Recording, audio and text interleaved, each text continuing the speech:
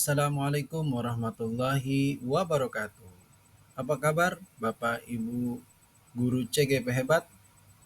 Kali ini bertemu lagi dengan saya Rahmat Niswan. Nah, kali ini kita berada di ruang kolaborasi modul 2.1, yaitu pembelajaran berdiferensiasi. Terkhusus adalah terkait dengan analisis kasus. Nah, kali ini kami mendapatkan menganalisis tentang kasus pada kelas atau jenjang TK. Saksikan pemaparan dari analisis kasus ini. Kami adalah kelompok 1, di mana anggota kelompok kami terdiri dari Bu Unilawati, saya sendiri adalah Rahmat Niswan, dan yang ketiga adalah Ibu Fembi Eka Fatmasari.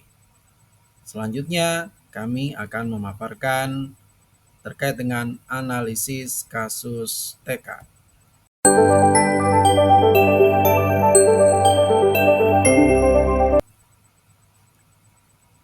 Situasi 1, yaitu kasus TK.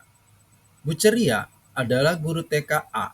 Walaupun dalam masa pandemi, ia tetap ingin memastikan murid-muridnya terfasilitasi dengan baik. 6 aspek perkembangannya. Salah satunya adalah aspek perkembangan kognitif. Hari ini, Bu Ceria ingin murid-muridnya memperdalam pemahaman mereka tentang konsep korespondensi satu-satu. Kemarin, sebenarnya ia telah memperkenalkan materi ini juga. Namun, saat ini ia melakukan tanya jawab singkat. Ia masih melihat 4 orang murid sepertinya belum memiliki pemahaman yang baik tentang hal ini. Oleh karena itu, hari ini Bu Ceria telah mengatur pembelajarannya sebagai berikut. 1. Ia akan mengadakan pertemuan daring melalui Zoom dengan semua murid-muridnya selama 30 menit di pagi hari. Di dalam pertemuan ini, ia akan secara sekilas mereview kembali konsep korespondensi satu-satu melalui contoh. Mengapa sekilas? Karena Bu Ceria sebenarnya telah melihat sebagian besar murid-muridnya telah memahami konsep tersebut. 2. Di akhir pertemuan daring, Bu Ceria menjelaskan apa yang harus dikerjakan oleh murid-muridnya di rumah secara asinkron. Karena ia ingin murid-muridnya dapat menerapkan konsep yang telah dipelajari sebelumnya. Maka instruksi yang ia berikan sebagai berikut adalah meminta murid-muridnya untuk mencari benda sebanyak yang ia instruksikan, kemudian menggambarnya. Misalnya, A. 5 sendok di rumah. B. 7 lembar daun kering di halaman rumah. C. 8 batu kerikil sekitar rumah. D. 10 buah tutup botol di dapur. Langkah 3. Untuk memudahkan murid-muridnya, Bu Ceria menyajikan instruksinya dalam 2 moda. A. Secara tertulis yang kemudian ia kirim melalui pesan WhatsApp kepada orang tua murid. B. Dengan audio yang ia kirim juga melalui pesan suara di WhatsApp. Langkah 4. Saat murid bekerja, Bu Ceria meminta murid dengan bantuan orang tua untuk memfoto atau mendokumentasikan pekerjaan mereka dan mengirimkannya kepadanya melalui WhatsApp untuk kemudian dinilai. Tahap 5. Karena tugas yang diberikan Bu Ceria bersifat asinkron, maka Bu Ceria memberikan kesempatan bagi murid untuk bekerja di waktu mereka sendiri. Sehingga jika ada orang tua yang karena suatu hal belum dapat membantu, mereka dapat membantu anak-anak di waktu yang ia sudah dapat mereka sendiri. Namun demikian, Bu Ceria tetap memberikan batas waktu dalam pengerjaan untuk murid. Langkah 6. Untuk membantu 4 muridnya yang masih membutuhkan bantuan lebih, Bu Ceria telah mengatur dan membuat janji kepada orang tua dari keempat muridnya tersebut untuk bertemu secara daring dan memberikan penjelasan ulang. Bu Ceria menghabiskan beberapa menit untuk memeriksa pemahaman konseptual tentang korespondensi satu-satu dengan 4 anak tersebut. Saat Bu Ceria merasa murid-muridnya tersebut telah mulai memahami konsepnya, ia kemudian memberikan kesempatan untuk murid mencoba mengerjakan tugas yang diberikannya. Bu Ceria juga merekam penjelasan dalam sebuah video singkat yang ia kirimkan kepada orang tua keempat murid tersebut agar dapat dilihat kembali oleh murid-muridnya jika mereka masih bingung. Adapun pertanyaan dari skenario pembelajaran yang telah ditelaah. 1. Apakah kebutuhan belajar murid yang berusaha dipenuhi oleh Bu Ceria? 2. Bagaimana cara Bu Ceria dapat menentukan kebutuhan murid tersebut?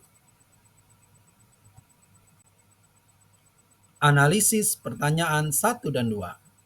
Kebutuhan yang berusaha dipenuhi oleh Bu Ceria yaitu kesiapan belajar. Ada 5 tahapan. Yang pertama adalah 6 aspek perkembangan murid termasuk kognitif melalui melakukan pendalaman materi dengan konsep korespondensi satu-satu. 2. Memperdalam konsep korespondensi satu-satu dengan cara pertemuan daring melalui Zoom selama 30 menit di pagi hari. 2. Mencari benda sebanyak-banyaknya, kemudian menggambarnya. Langkah 2. Langkah 3. Menerapkan konsep yang telah dipelajari melalui tugas asinkron di rumah. Penyampaian instruksi melalui 2 moda, tertulis dan audio melalui pesan WA.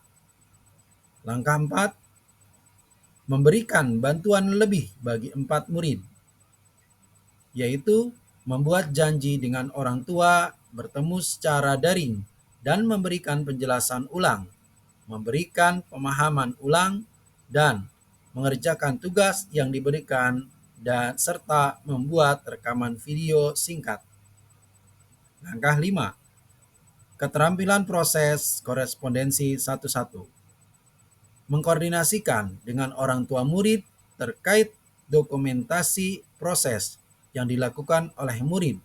Waktu pengerjaan disesuaikan dengan kondisi orang tua murid dengan tetap membatasinya. Adapun pertanyaan ketiga, strategi pembelajaran berdiferensiasi apa yang dilakukan oleh Bu Ceria? Setelah kami telaah, Bu Ceria melakukan 3 berdiferensiasi. Yang pertama adalah berdiferensiasi konten, yaitu memilih pemahaman korespondensi satu-satu dengan macam-macam benda yang ada di rumah. 2. Berdiferensiasi proses, yaitu menyajikan instruksi dengan 2 moda, tertulis dan audio melalui pesan singkat WhatsApp. 3. Berdiferensiasi produk, yaitu anak menyetorkan hasil kerjanya melalui foto yang mereka lakukan proses korespondensi satu-satu.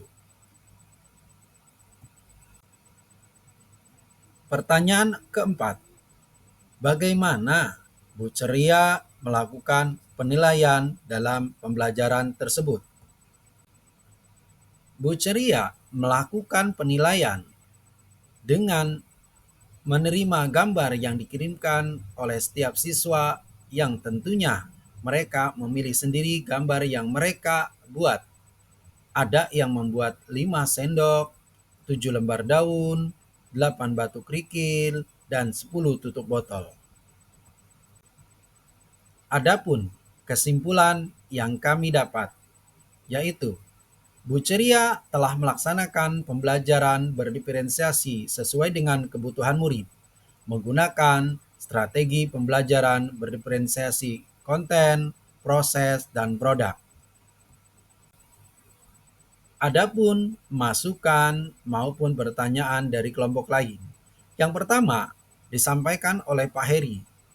Apakah pembelajaran diferensiasi yang dilakukan Bu Ceria sudah tepat? Bagaimana memaksimalkan hasil belajar saat KBM online? Tentunya kami menjawab dari pertanyaan Pak Heri yang disampaikan oleh Bu Unila, yaitu memaksimalkan pembelajaran online dengan melakukan pembelajaran hybrid. Jadi diperlukan juga pembelajaran offline-nya. Dengan begitu bisa memaksimalkan hasil belajar. Dan ada tambahan dari Pak Rahmat. Memaksimalkan hasil belajar yaitu dengan berkoordinasi dengan orang tua secara terus-menerus. Pertanyaan kedua dari kelompok lain yang disampaikan oleh Bu Astria. Menurut kelompok 1, apakah Bu Ceria telah melakukan pemetaan saat awal belajar mengajar? Tanggapan atau jawaban kami yang disampaikan oleh Bu Pembi. Bu Ceria telah melaksanakan pemetaan dengan tanya jawab singkat kepada siswa tentang koresponden satu-satu. Dan didapatkan ada 4 anak yang masih kurang dalam memahami konsep tentang korespondensi satu-satu. Demikianlah pemaparan hasil studi kasus tentang pembelajaran yang dilakukan oleh Bu Ceria, yaitu pada kasus TK. Terima kasih. Wassalamualaikum warahmatullahi wabarakatuh.